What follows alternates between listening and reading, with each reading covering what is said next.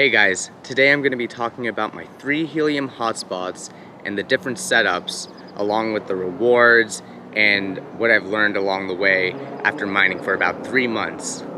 Let's check it out.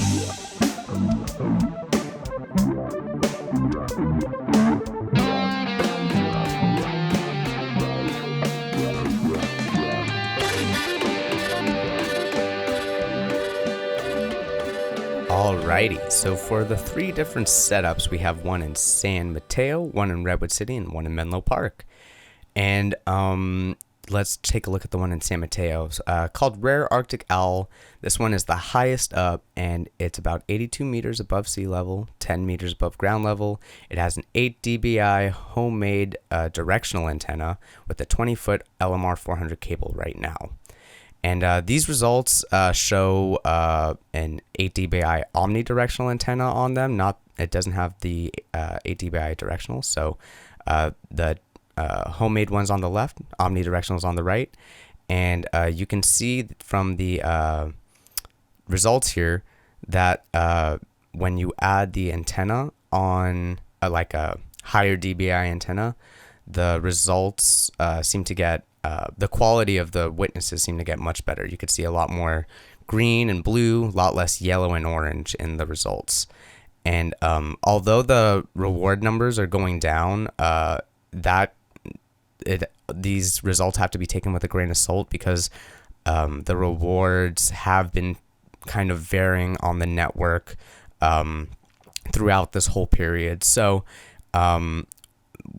over here, you can see the initial placement was some of the best rewards, and then we moved it upstairs, and it actually got some less rewards. So that was kind of interesting. We moved it back down, and it also got less rewards. So it was it's not super consistent, but you could definitely see an improvement when you put an 8 dBi or a higher dBi antenna on it.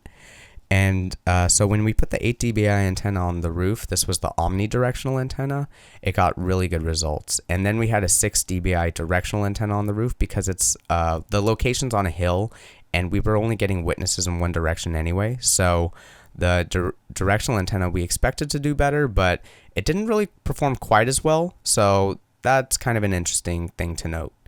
So for the next setup, we had Brisk Fuchsia Loris, and that one's in Redwood City. This one's currently the lowest setup. It's about 9 meters above sea level, 4 meters above ground level, with a 6 dBi antenna and a 1-foot cable because it's in an enclosure to try and minimize the losses. And the enclosure was 3D printed. So I 3D printed and designed it, and you could check it out. Over here, you can see the initial placement. The rewards were really good. Again, this was before they had a reduction of witnesses per beacon from 18 to 14, I believe. And so you can see with the 4 dBi antenna with the longer cable, there was about a 20-foot RG58 cable.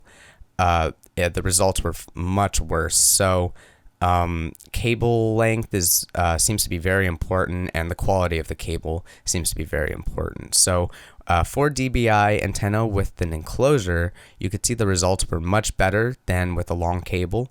And then when you put a 6 dBi antenna on it with the enclosure, the quality of the witnessing gets much better.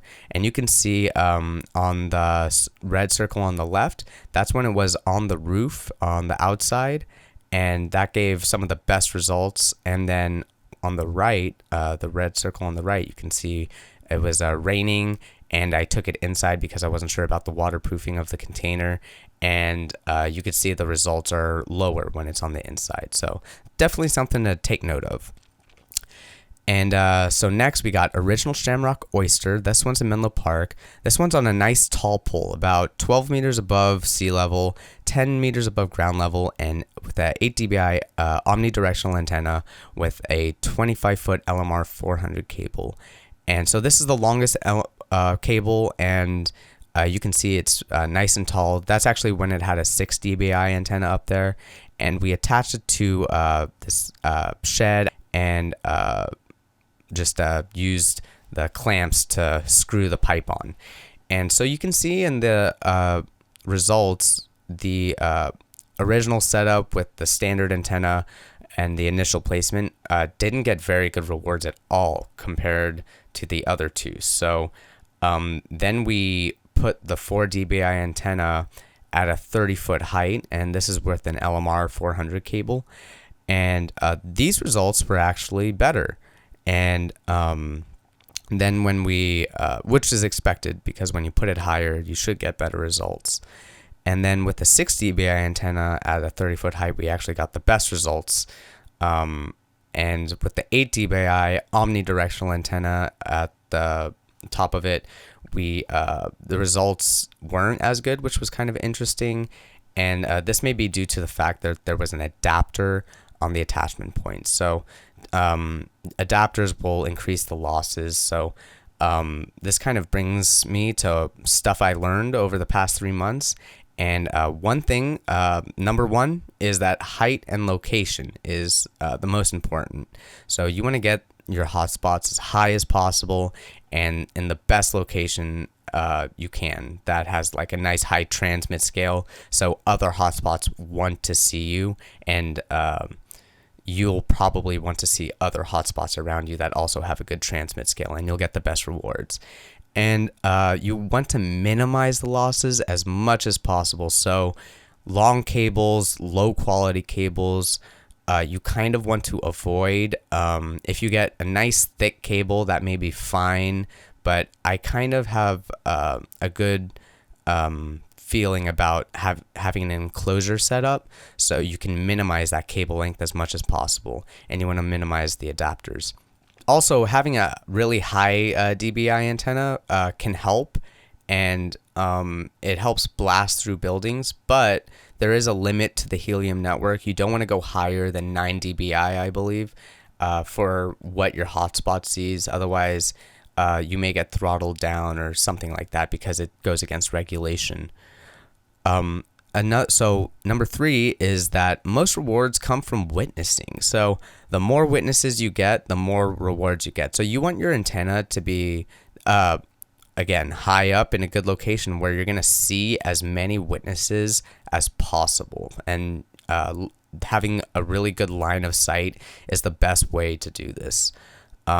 It's an important, number 4, it's important for the antenna to be vertical and not tilted. This is because of how RF polarization works. When the radio waves hit the antenna at a certain angle, there's a loss. So when the antenna is straight up, you're going to be receiving signals from other antennas that are straight up, and so you want to be able to get as much of that signal as possible in order to register it on the network.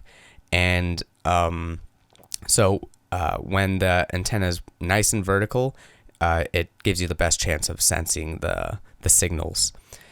And number 5, it uses a decent amount of data, so you do need a decent internet plan, because it takes maybe about I'm not even sure, maybe a gigabyte of data a month, or 2 gigabytes or something like that. So you ideally have unlimited data on your internet plan, or at least really high threshold.